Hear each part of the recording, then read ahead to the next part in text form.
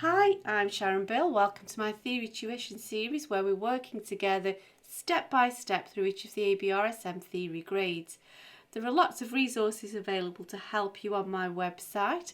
If you go to sharonbill.com, you'll find some free PDF information sheets. They're available in US letter or A4 and they accompany each step of this series.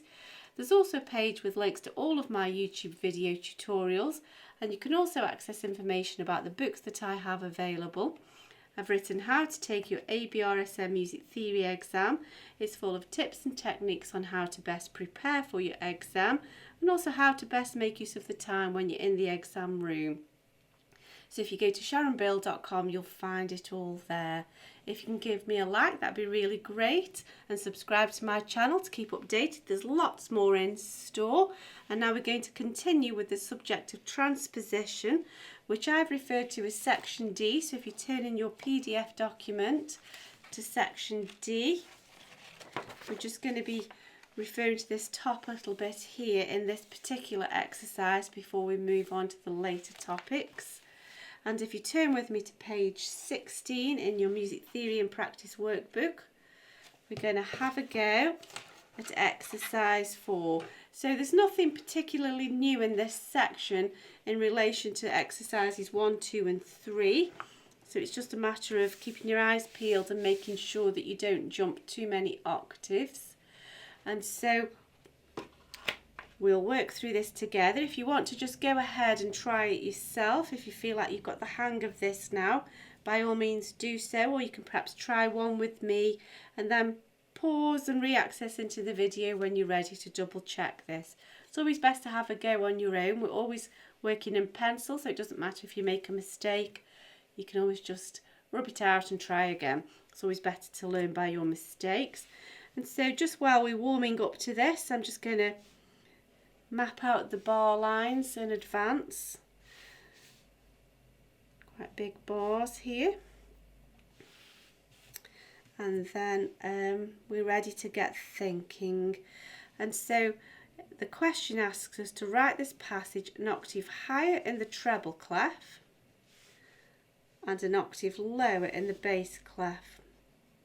And so just as before, we keep relating back to middle C so that we don't end up at the wrong pitch and end up too many octaves out either way.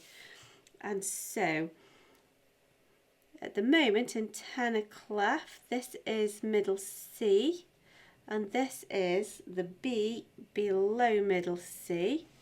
And so here's middle C, and to go an octave higher we need to go to the next B above middle C, which will be this one here.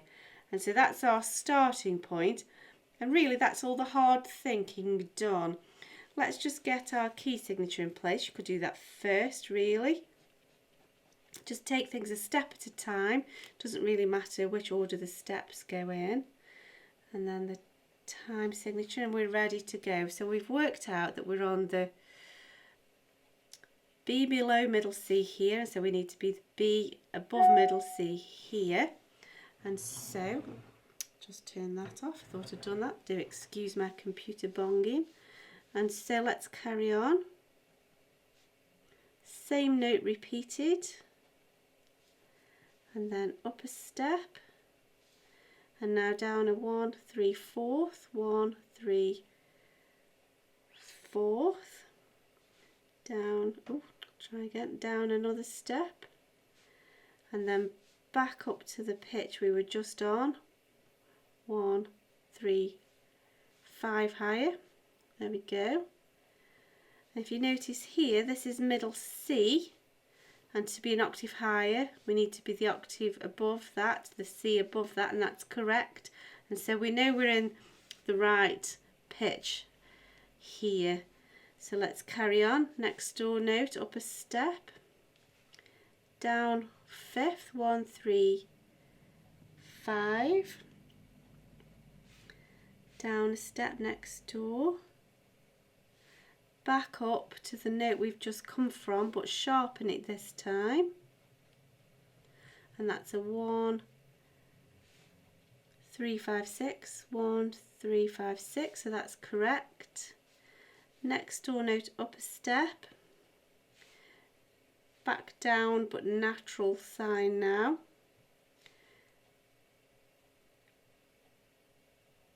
Back down a step here but with a natural sign, cancelling the key signature. Same note again, we'll tie that. And if you notice, that's middle C here in this tenor clef, and so we know that we're correct because we're now an octave above that middle C, so that's correct. Down a step but sharpened, back up a step, back down a step, sharpened.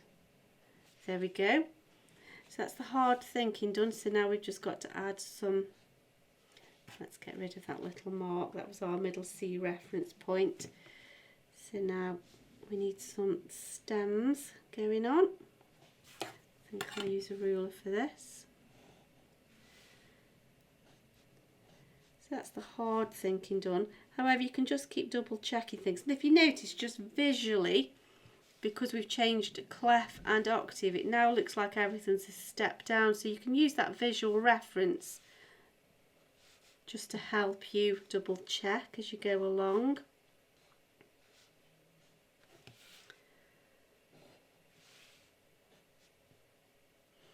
Might as well put that slur sign in now as we go. And then I think really the stems are still going to have to come down because these are furthest away from the middle line. So we'll just do that. There we go. Beam those together. Beam those together nearly at the end now. And then we'll just flip the stem at the end. There, so we just need a last few little phrase marks. There's a slur, there's a slur, etc., because it's an incomplete bar, and a tempo marking. There we go. So let's have a look at this next one now. So we're asked to go an octave lower in the bass clef. So this is one step below middle C, the B below middle C, which would be here. However, we need to now transpose this an octave lower, which takes us to this B here. And so that's the thinking done. Let's do our key signature, time signature, and then we're ready to go. And so we know that these notes repeat. I'm still referring to the original though, just so that I'm not going to duplicate any errors on the off chance. Next door note, up a step, down a fourth, takes this bottom G, down a step, back up a fifth to where we were on this low C, and notice that's middle C, and so this is an octave below middle C, and so that's correct. We've transposed to the correct range. Just a little double check there. Next door, up a step, down a fifth, down a step, and we can see the similarity in these two notes here. Back up to the note we started on with a sharp sign, up a step,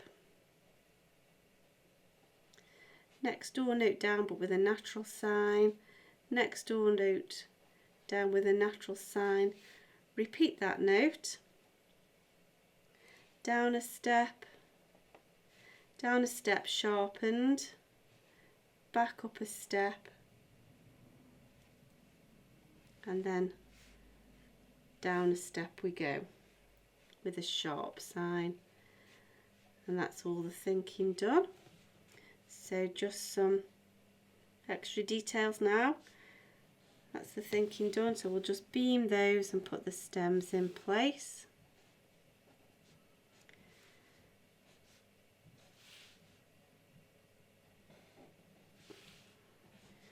There we go. We'll keep these stems upwards for the sake of these two, which are below the middle line. That's why I leave the stems to last, because I don't want to be thinking about stems whilst I'm busy concentrating on pitch. And now that I've dealt with the pitch, my brain's free and I can think about the stems now. So this could go either way. These two are one either side, so I'm just going to choose to keep those stems going upwards. However, you could choose the other way, by all means.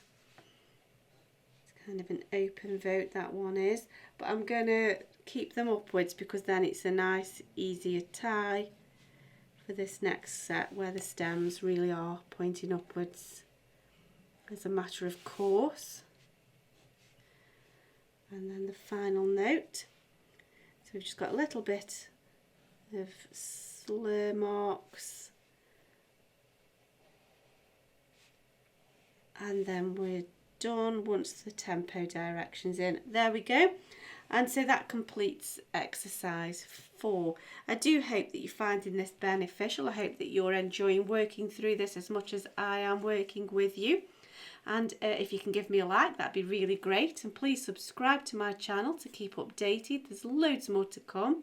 And please do visit sharonbill.com and make use of all the resources that are available there to help you. Thanks for watching, and I'll see you next time.